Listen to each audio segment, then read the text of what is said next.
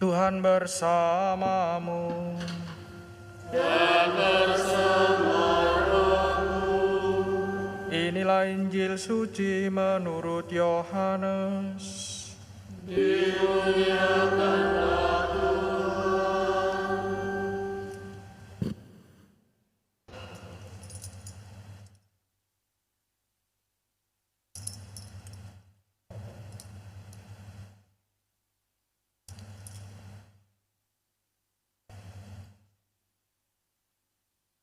Ketika Yesus dihadapkan ke pengadilan, bertanyalah Pilatus kepadanya, "Apakah engkau raja orang Yahudi?"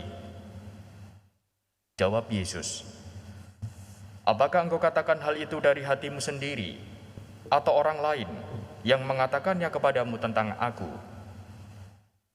Kata Pilatus, "Apakah aku seorang Yahudi?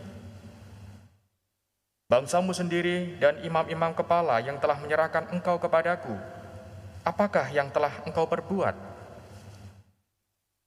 Jawab Yesus, "Kerajaanku bukan dari dunia ini. Jika kerajaanku dari dunia ini, pasti hamba-hambaku telah melawan, supaya aku jangan diserahkan kepada orang Yahudi. Akan tetapi, kerajaanku bukan dari sini." Lalu kata Pilatus kepadanya, "Jadi engkau adalah raja?"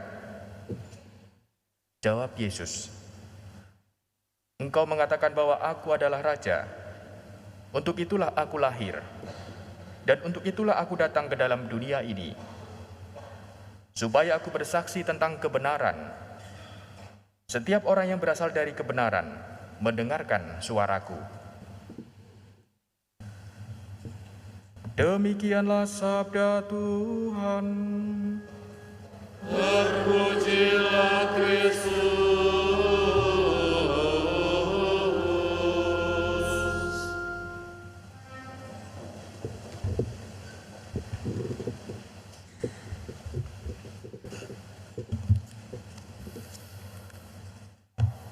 Bapak, Ibu, dan saudara-saudariku yang terkasih, waktu berjalan begitu cepat.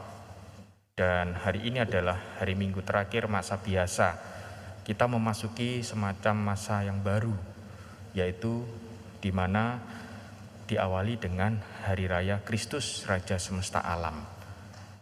Maka di dalam liturgi gereja ada semacam memasuki masa yang baru. Nah, akankah kita juga akan merubah sikap kita dengan hal yang baru? Karena kita juga sedang menantikan kedatangan Kristus yang nanti kita rayakan. Hari ini memang Hari Raya Kristus Raja Semesta Alam yang merupakan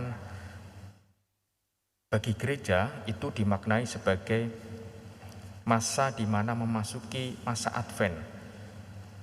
Nah, gereja mengimani seperti dalam bacaan pertama yang baru saja kita dengar di dalam Daniel, kitab Daniel, bahwa kepadanya diserahkan kekuasaan, kehormatan, dan kuasa sebagai raja. Kekuasaannya itu kekal adanya. Iya, yang dimiliki oleh Kristus sendiri itu adalah kekuasaan yang kekal selamanya. Jadi suasananya itu kalau mau diimajinasikan bahwa kerajaan yang dimaksud oleh Kristus itu sangat berbeda jauh dengan kerajaan di dunia ini.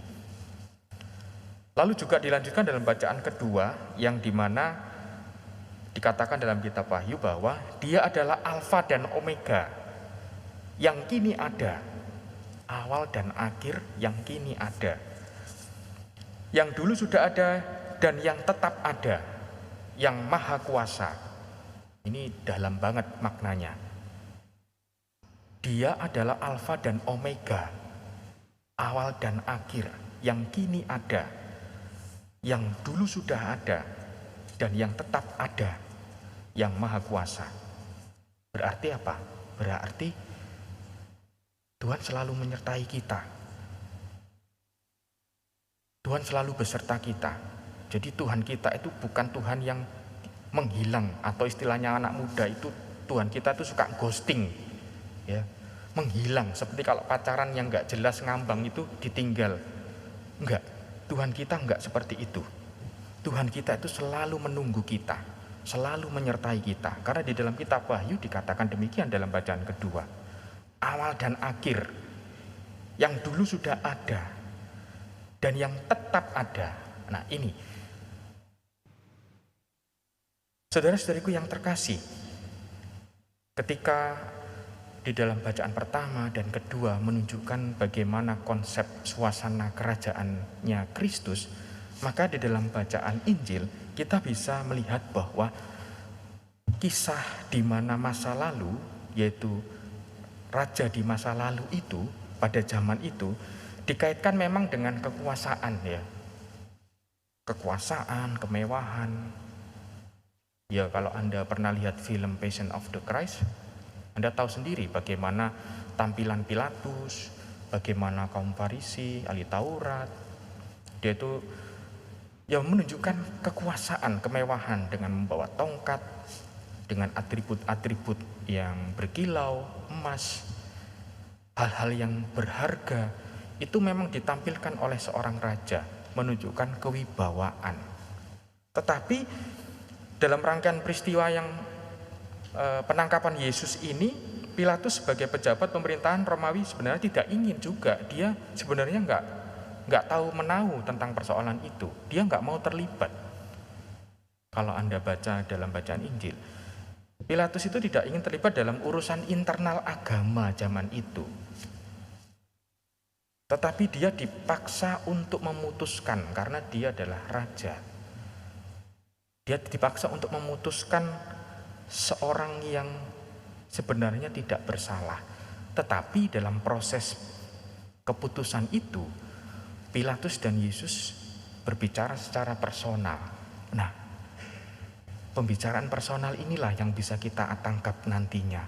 Apa yang dibicarakan Pilatus dengan Yesus ini ketika saat-saat terakhir Pilatus yang sebenarnya tidak tahu menahu ingin memutuskan bahwa dia bersalah karena tuntutan agama Yahudi zaman itu. Dalam percakapannya dengan Yesus, ya, secara personal, Pilatus menarik kesimpulan bahwa Yesus itu mengklaim dirinya sebagai seorang raja. Nah, kesimpulan itu justru malah direspon Yesus dengan mengatakan bahwa engkau mengatakan bahwa aku adalah raja. Jadi dibalik lagi. Pilatus menganggap Yesus itu raja, tetapi Yesus membalik lagi pertanyaan, engkau menganggapku raja? Walaupun demikian, Yesus mengatakan bahwa kerajaannya memang bukan dari dunia ini. Tuhan Yesus sudah menjelaskan kepada Pilatus secara personal dalam saat-saat terakhir sebelum memutuskan, sebelum tampil di depan umum.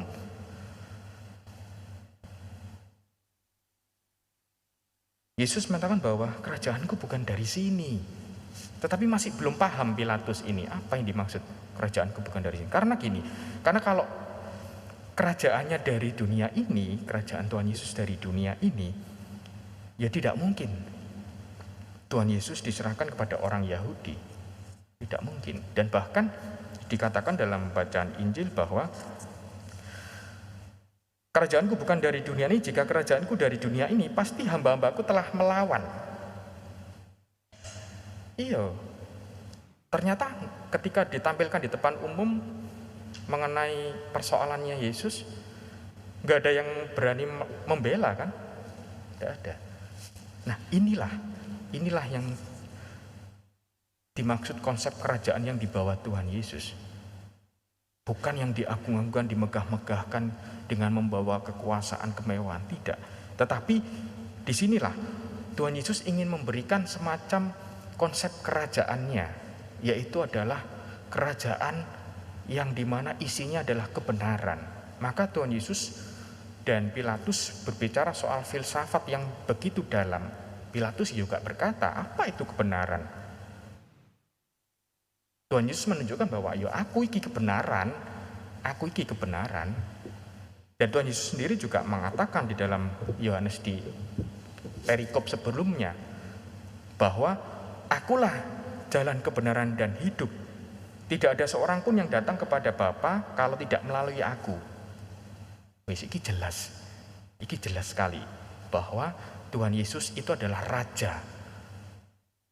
Raja yang membawa kebenaran, bukan kemewahan, bukan kekuasaan, tetapi kebenaran. Jadi suasana kerajaannya itu adalah suasana di mana di dalamnya begitu banyak kebenaran, kasih, damai.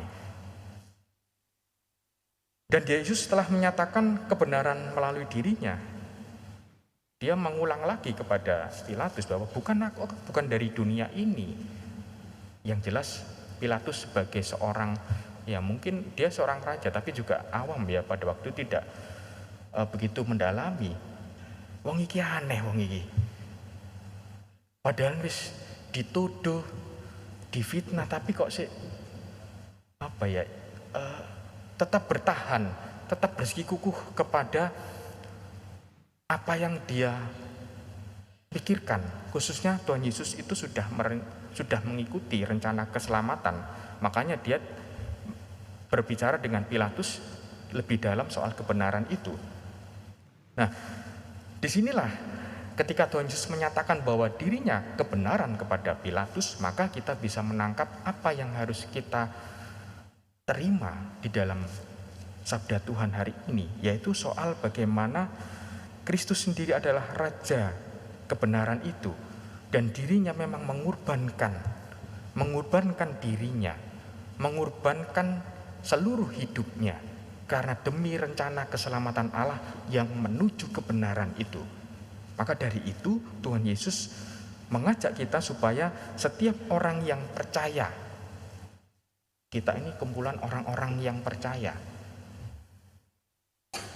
Kalau kita berada di sini tidak memiliki iman akan Kristus, hanya ya wis mengikuti rutinitas kegiatan gereja dan sebagainya, tetapi tidak punya iman, ya wis, ya urusan Anda pribadi dengan Kristus sendiri, dengan Tuhan sendiri secara intim.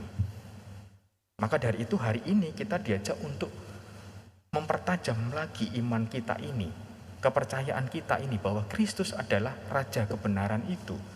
Kristuslah yang membawa kehidupan kekal itu. Karena dia sendiri menyatakan itu kepada Pilatus, juga kepada kita saat ini.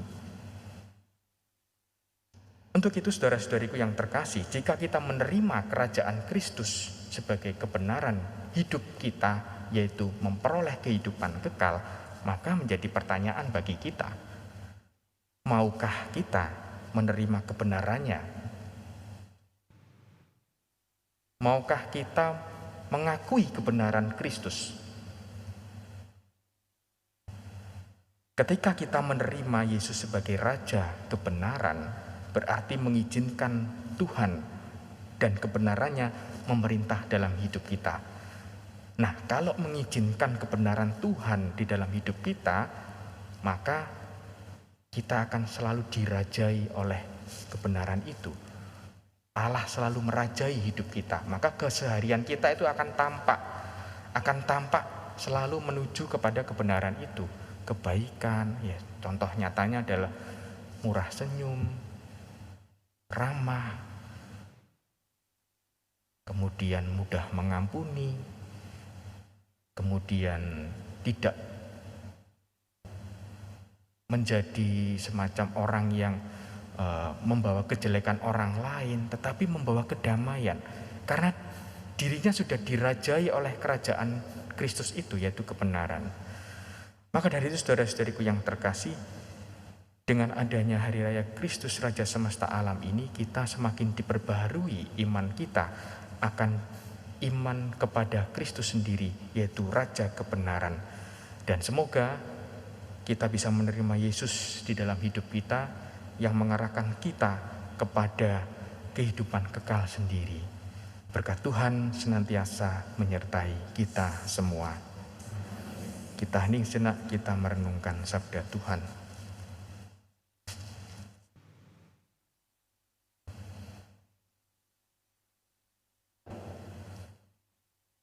Kemuliaan kepada Bapa dan Putra dan Roh Kudus, seperti pada permulaan, sekarang, selalu, dan sepanjang segala abad.